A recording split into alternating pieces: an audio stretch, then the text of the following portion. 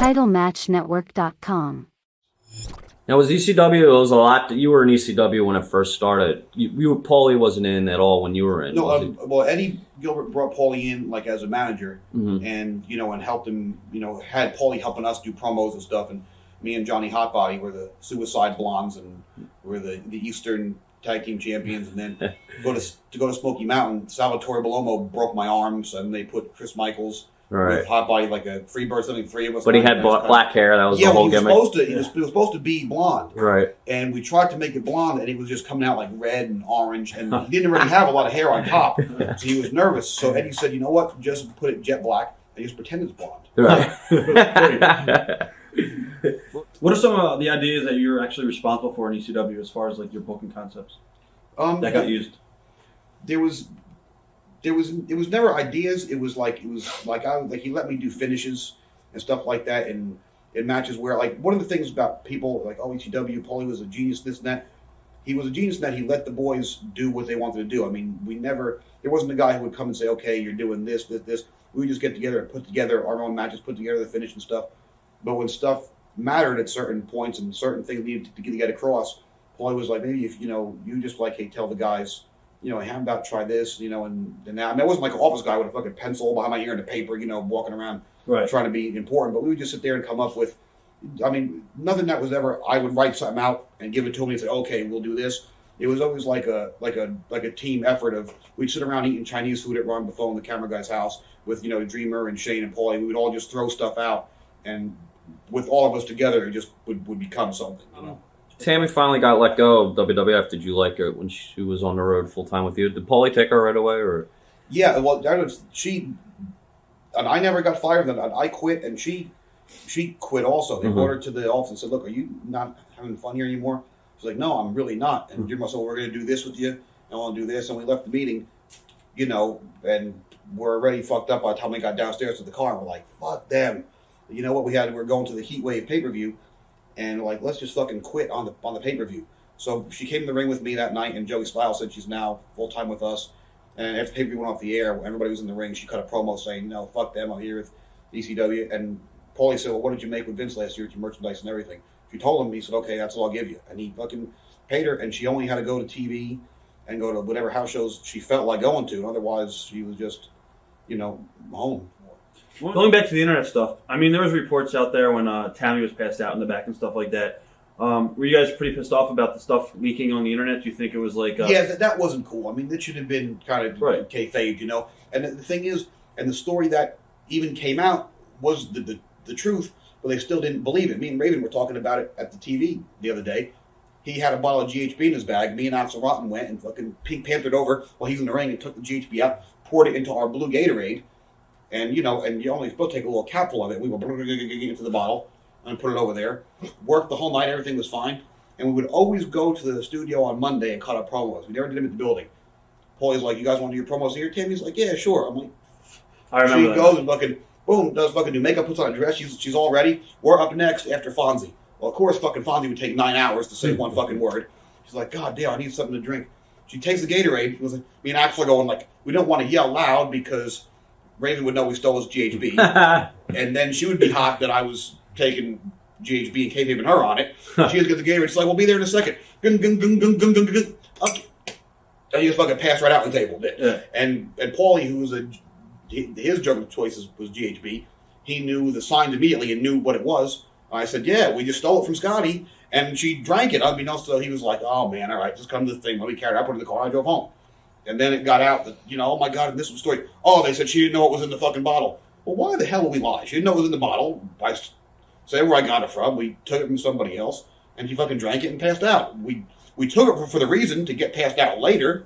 She just didn't know it was in there now, and fucking and passed out. I mean, that's what really happened. And we were like, no, she knew it was in there. She was, and they're yelling, oh, she's on fucking crack. If she was on crack, she would have been wide awake. All right. Now, what were your initial impressions of the ECW locker room? It was, well, coming from a place, when I left WWF, I wasn't, a real happy fellow.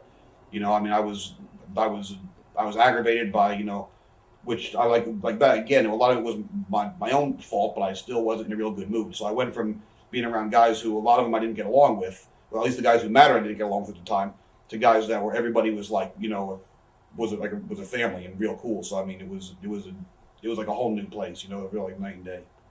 Has Paulie changed over time as far as when you came to ECW? Now he's your boss. No, he's always been fucking strange. He was never any different. I remember my little brother, he was 14 years old, and he came with me that first night when I worked with Spike, and Paulie's sitting there and he's like, now it's like, you have the ball, take the ball and run again. And I came back. I mean, he pumped me up, and we're in the car way home. My brother's like, that Paul guy's fucking weird. But he has a way of getting in your head. He didn't treat me. There was no boss-employee relationship. He was still a friend. Right. Basically, when you got to ECW, you were already into the drug scene and stuff like that. Is it true that Nicole Bass's husband was pretty much one of the guys that brought the heavy drugs around the locker room? Or was it just pretty much it? No, Nicole Bass's wife had some stuff, but we were never like a real heavy drug people. We were like like a pain pill thing, and mostly the fucking somas were our deal. But Bob Bass would come around with like the new Bane and stuff like that. I mean, he always if you needed something, he always had it. Right. So what was your drug of choice? Would it be somas and? Yeah, somas. That's for some reason that's the wrestler drug of choice for some reason, and I did. I mean, it kills your pain better than Vicodins do. It gives you a buzz that's kind of a happy feeling thing, but then it's like after I stopped taking them for a while, I hurt myself, and probably 4 months after I got back from Puerto Rico, I hadn't taken anything, and a guy had given me like 3 of them, and I didn't want to say be a dick, like, oh, I don't take them, get away from me. He was like, here, man, take it. I'm looking at him. It took me like a day. I'm like, man, am I going to be a real fucking scumbag if I take these now? I'm not going to be able to stop again. And and I was like, you know what? I mean, look, I got to go to the gym. My neck hurts. If I just take one of them, it's not going to do anything. And I fucking took one, and before, I could take, like 6 or 8 before I go to the ring and just like feel good. I took like one, and I started getting like a little whoa, and I just fucking threw the other 2 out because I was like, I didn't like the fucking whoa, but I knew in about 10 more minutes I would like it. Right. As far as let's see. In ECW, how out of control was the drug scene? It was. I'll tell you this. I know. Everybody, kayfabe. Oh, I don't do this and that. I was riding with Taz for a while, and Taz does nothing. He drinks coffee. So if I had kept riding with Taz, I might never have ended up in this situation. If Woody hadn't gone ahead and called the police, it would never happened. But pretty much, everybody else had their thing of choice, Right. But when people are, falling off fucking ceilings or tables on fire, shit hurts. Oh yeah. Well, now when you came back after the Spike thing, what was like your first program?